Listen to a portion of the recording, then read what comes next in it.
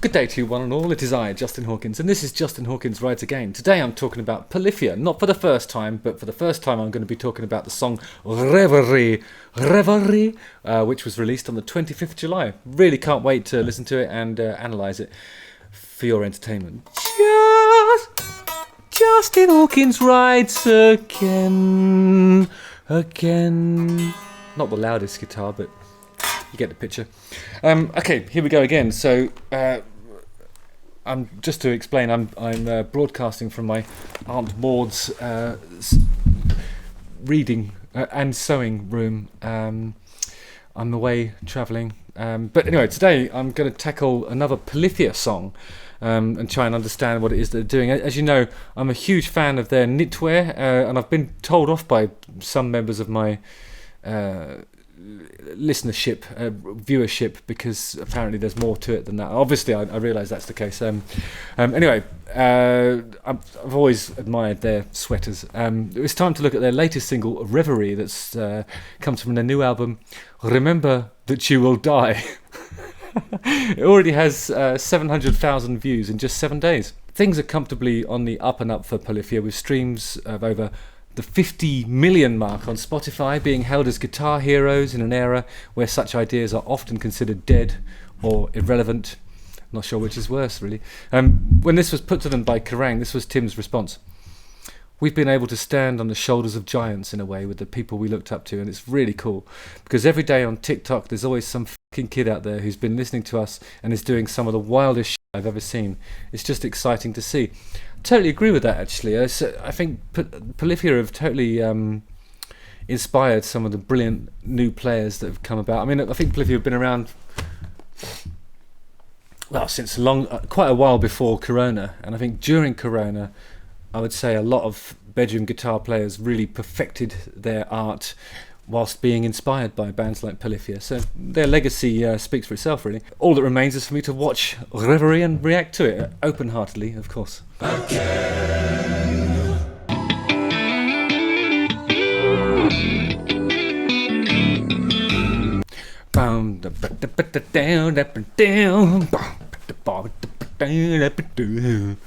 I mean, with a lot of fancy trills and stuff in between. Luckily, my Aunt Maud recently visited a high street catalogue store called Argos and picked up this red Stratocaster. So I'm going to try and use the Stratocaster to contextualise and...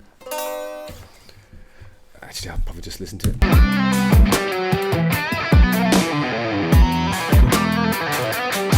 Okay, at the moment I'm just listening to it and smiling, but maybe that's the whole point of this. I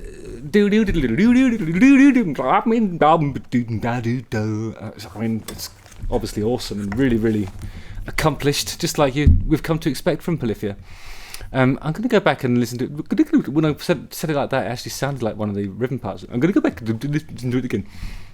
I'm going to go back and listen to it again in 50 seconds.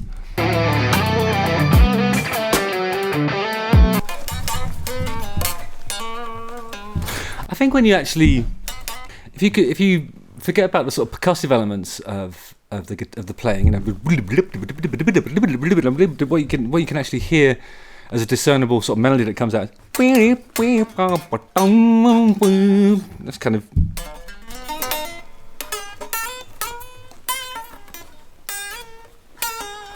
I mean, you could almost argue that it's.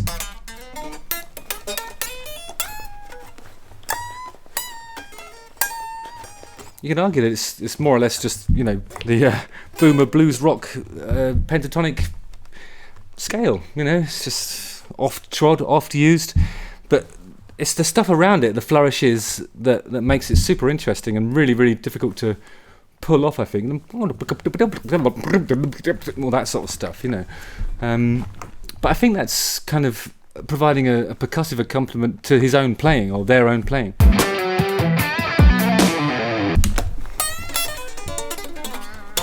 Yeah, there's a lot of the runs that you hear popping out, the stuff that's really, you know, as a guy that was born in 1975, when I hear that sort of, those kind of runs, it really does just sound like blues rock to me. as I say, it's not just about that with Polyphia though. There's so much other stuff going on in every instrument's playing.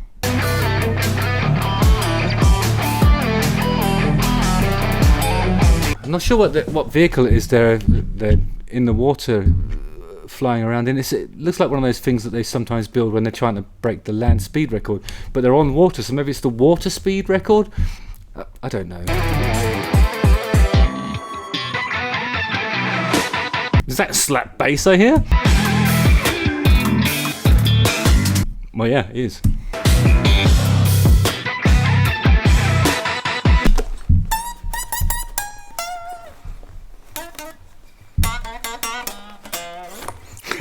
I'm going to try and do like a boomer interpretation of some of the melodies that I hear. See, all that stuff's just lost on me. It's great, but I don't know where to start.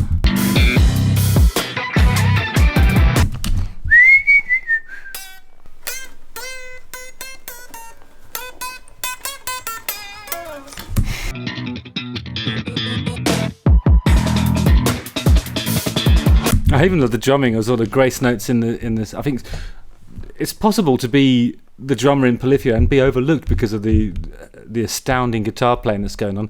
But listen to all the grace notes that's in there. It's kind of like it reminds me of the Purdy shuffle in that there's a lot of stuff on the edge of the snare, just really lightly played.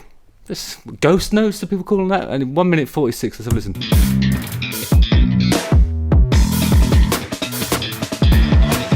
That is a really wicked piece of drumming, and I use wicked in the way that a certain type of mainstream rapper would use that word in the mid-90s.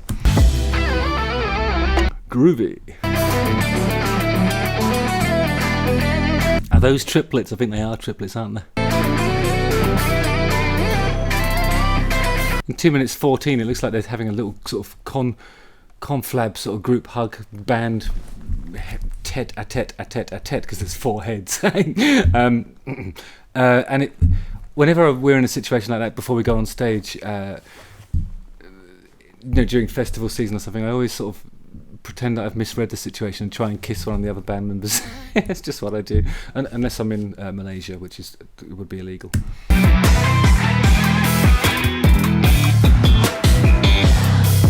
This is really like one of those videos where they're just showing us how much money they've made, but then it cuts to them being in a phone box in London. And I think we all know the only people that use phone boxes are those in dire need of the toilet facilities or doing some kind of illicit, narcotics arrangements. From what I've read, anyway, I don't know.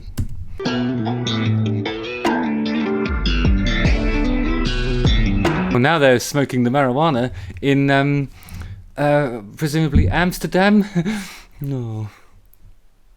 It's a little bit like a really condensed version of National Lampoon's Polyphia Go on Holiday in Europe type thing.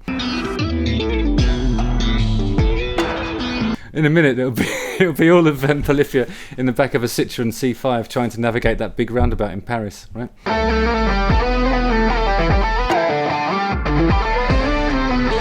And then slapping each other whilst wearing lederhosen in Bavaria. Yeah.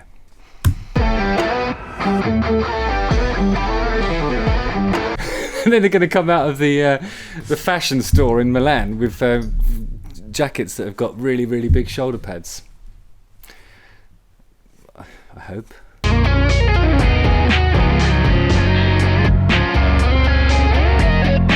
Is this the effects of the Mary Jane's laughing tobacco kicking in?